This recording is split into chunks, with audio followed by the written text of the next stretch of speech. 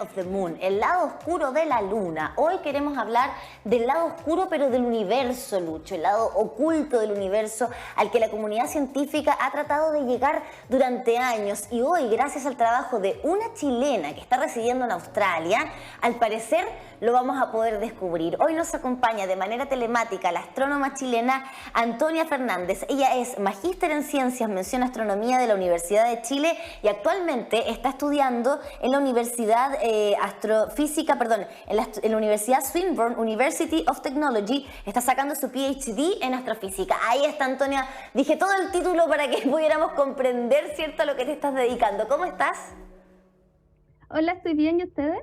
Bien, gracias. Interesados de poder aprender de esto, de conocer un poquito más, porque afortunadamente de un tiempo a esta parte cada vez los científicos están bajando más esta información que antes era difícil poder encontrar, que estaba solo en un mundo donde aquellas personas que conocían de esto estaban, los papers, qué sé yo, la información que se entregaba hoy día.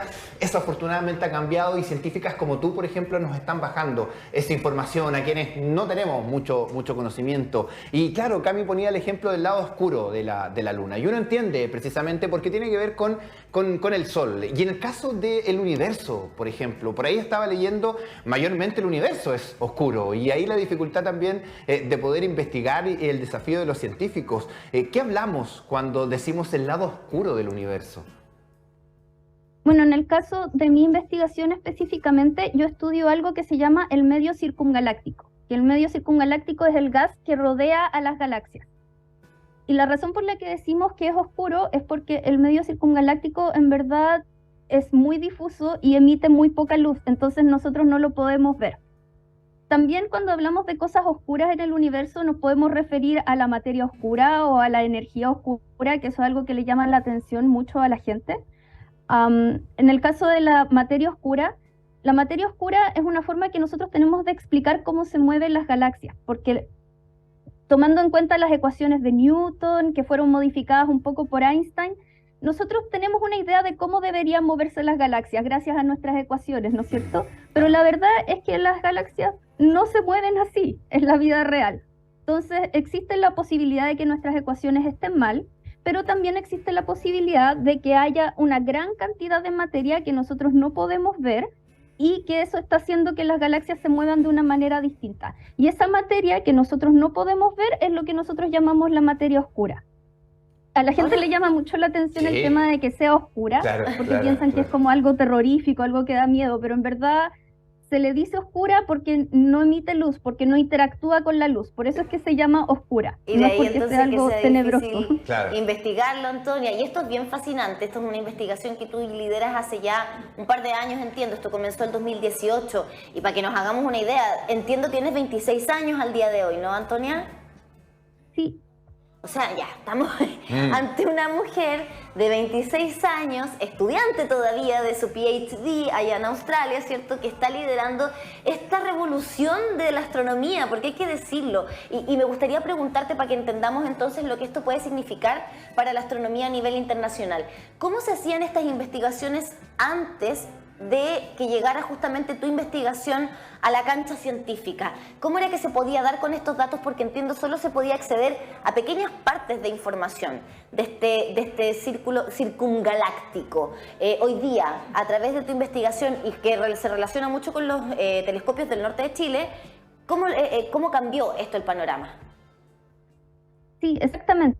Pasa que como el medio circungaláctico no emite luz, nosotros tenemos que intentar encontrar formas de estudiarlo que no sean viendo su luz, ¿no es cierto? Porque no la podemos ver. Entonces lo que se hacía antes era que se buscaban objetos que se llaman cuasares, que eso significa quasi-stellar objects. Son objetos que parecen estrellas, pero en verdad son galaxias muy muy lejanas y que emiten mucha luz. Entonces la luz de esos cuasares viene hacia la Tierra, y en el camino puede que se encuentre con el medio circungaláctico de algunas galaxias, y el medio circungaláctico lo que hace es que se come un poquito de esa luz, hace desaparecer un poco de la luz de los cuasares. Entonces nosotros podemos estudiar la luz que les falta a los cuasares, y así podemos estudiar el medio circungaláctico de las galaxias. Como por rebote. El problema es que los cuasares son muy pequeñitos, se ven muy pequeñitos en el cielo, entonces la parte del medio circungaláctico que nosotros podemos estudiar con los cuasares es muy pequeñita, muy muy pequeña. Pero el equipo de investigación en el que yo trabajé durante mi tesis de magíster, que es un equipo que está liderado por un profesor de la Universidad de Chile, otro de la Universidad de Concepción, de la Universidad Católica y de la ESO, que es el Observatorio Europeo Austral. Con esta investigación nosotros logramos encontrar una forma de estudiar áreas mucho más grandes del medio circungaláctico. Entonces, en vez de usar cuasares, lo que usamos son lentes gravitacionales. Los lentes gravitacionales son un efecto que se produce cuando hay un objeto muy, muy masivo que curva el espacio-tiempo y hace que la luz se curve también. ¿Ya? Entonces, en vez de ver a las galaxias tal como son, las galaxias se ven un poco curvadas. ¿Ya? Se ven como medias circulares, se ven en forma de anillos. Entonces nosotros, en vez de usar los cuasares para estudiar el medio circungaláctico, usamos estos lentes gravitacionales. Y eso nos permite estudiar áreas mucho, mucho más grandes del medio circungaláctico que antes no podíamos estudiar. No, es increíble porque este afán por descubrir la materia oscura para poder determinar precisamente lo que condiciona el movimiento de los astros ha ido avanzando de acuerdo a la tecnología que se da. Y claro, si miramos para atrás, o ustedes como científicos miran para atrás, se dan cuenta de que lo que en su momento era la mayor cantidad de tecnología, hoy día es como ya arcaico. Y lo mismo va a pasar hoy día, donde sentimos que estamos en lo mejor de lo mejor, pero quizás cómo va a ser más adelante. Y ahí te pregunto, bueno, dos preguntas en uno. ¿Cómo estamos desde nuestro país y este aporte en esta evolución de 90 años para poder determinar la materia oscura, el aporte que está haciendo los observatorios del norte de nuestro país, el aporte que están haciendo desde Chile hacia el mundo? Y aprovechar de preguntarte también qué es lo que te motiva a ti a estar estudiando y acercarte también a este mundo del universo. Bueno, la verdad es que los telescopios que están en el norte de Chile son fundamentales para poder estudiar el universo. Chile es un lugar privilegiado para poder estudiar las estrellas y todo lo que está allá arriba en el universo, y tenemos mucha suerte de tener todos estos telescopios que han venido a poner desde organizaciones internacionales aquí en Chile, o bueno, no aquí porque yo no estoy en Chile, pero allá donde están ustedes. Hemos sido muy afortunados de tener las condiciones ideales para poder observar el cielo desde Chile. Y la comunidad internacional muy interesada en trabajar en los telescopios que están en Chile. No es algo que solamente a los chilenos les interese. A las personas que están fuera de Chile también les interesa muchísimo poder trabajar con ellos.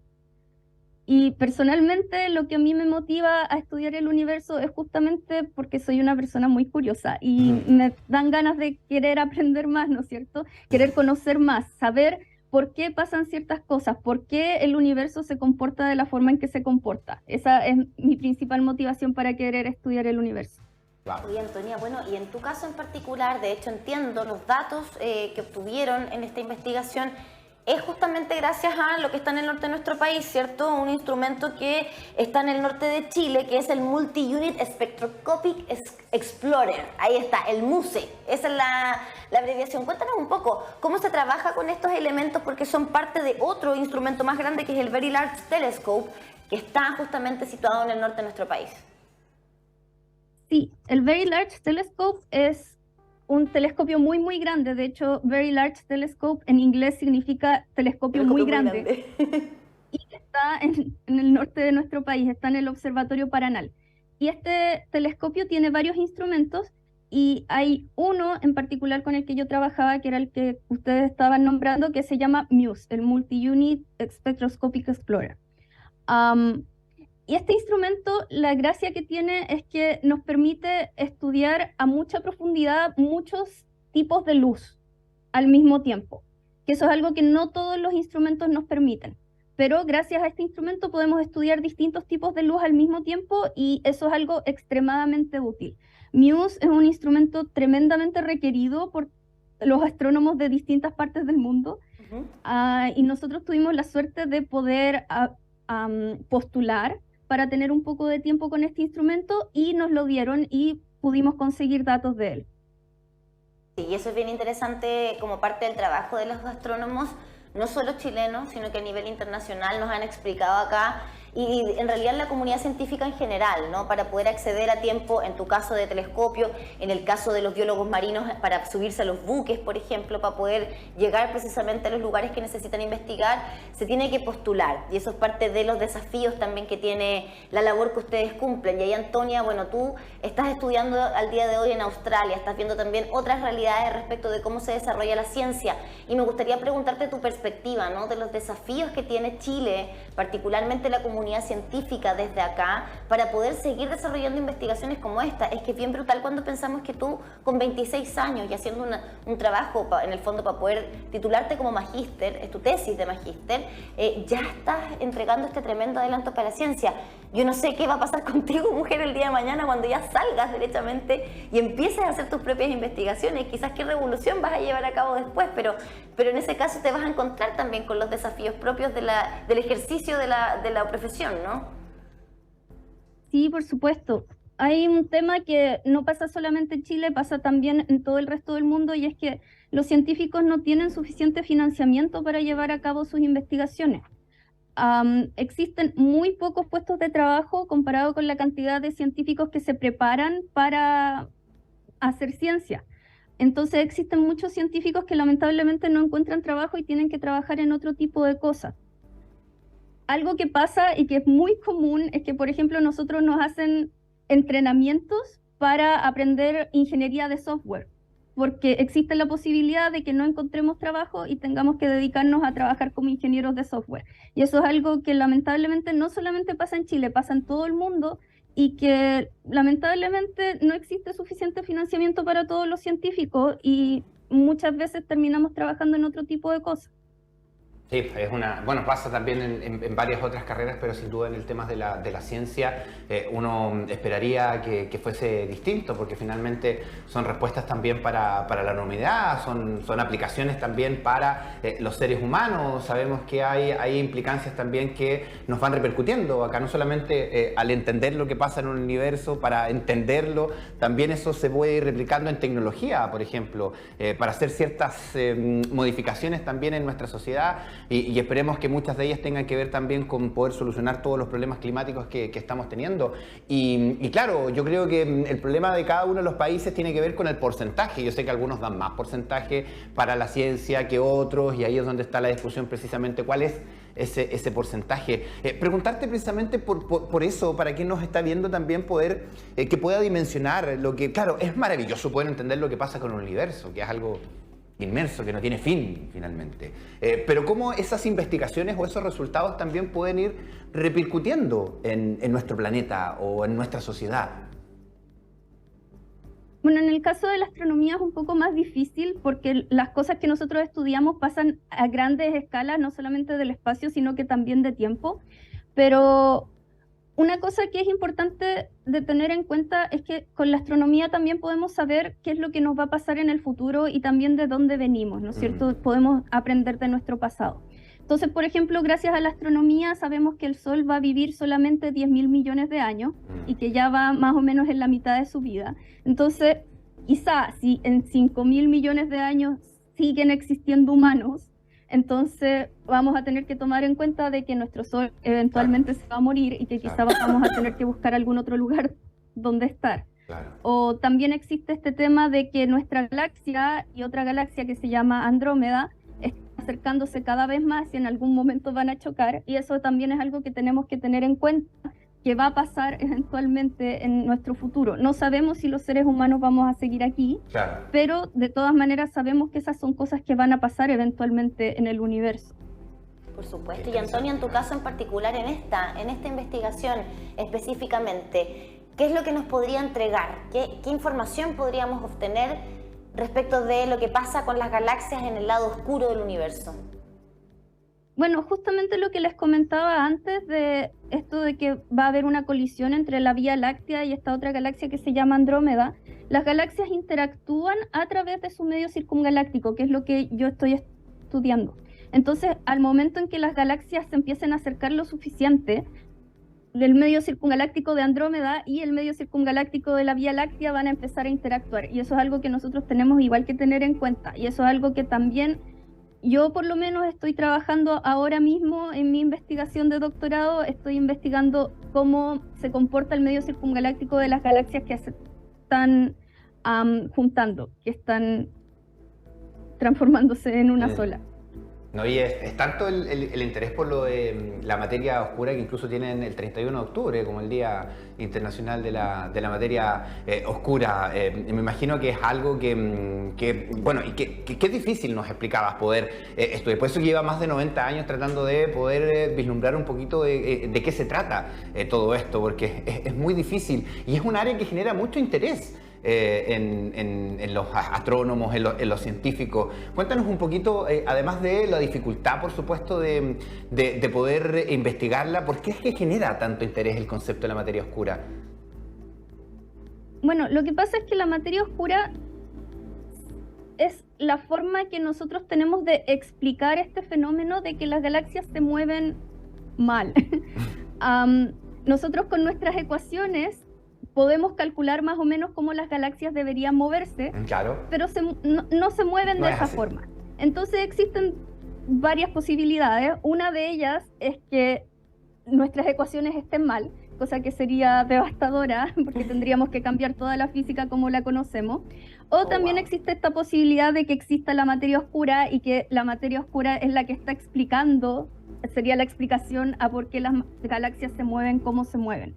Entonces, por eso es importante también poder estudiarla y poder aprender más sobre ella si es que realmente existe, porque si no tendríamos que cambiar toda la física como la conocemos.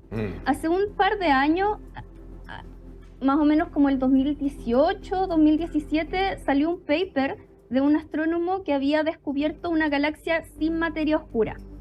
Y después salieron otros papers refutándolos, pero ese paper fue muy interesante cuando salió, y una de las cosas que decía es que el hecho de haber encontrado una galaxia sin materia oscura era una evidencia de que la materia oscura era real, que la materia oscura era la explicación de por qué las galaxias se mueven de la forma en que se mueven. Porque si nuestras ecuaciones estuvieran mal, entonces todas las galaxias se moverían mal, claro, pero esta galaxia en particular se movía bien.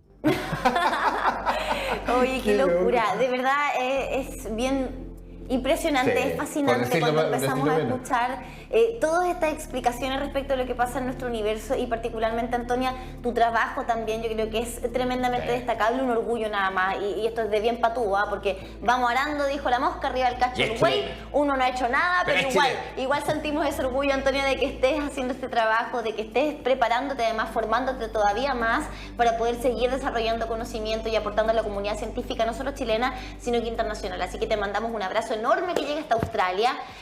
Saludos a los canguritos. Sí, a las arañas, a los koalas, a todas las cosas con las que te ha tocado convivir de un tiempo a esta parte, y éxito. Por favor, sigamos en contacto para que nos cuentes también cómo se va desarrollando esta investigación. Un abrazo grande, Antonia. Chao. Chao, chao. Muchas gracias por invitarme. Seca. Se pasó la Antonia.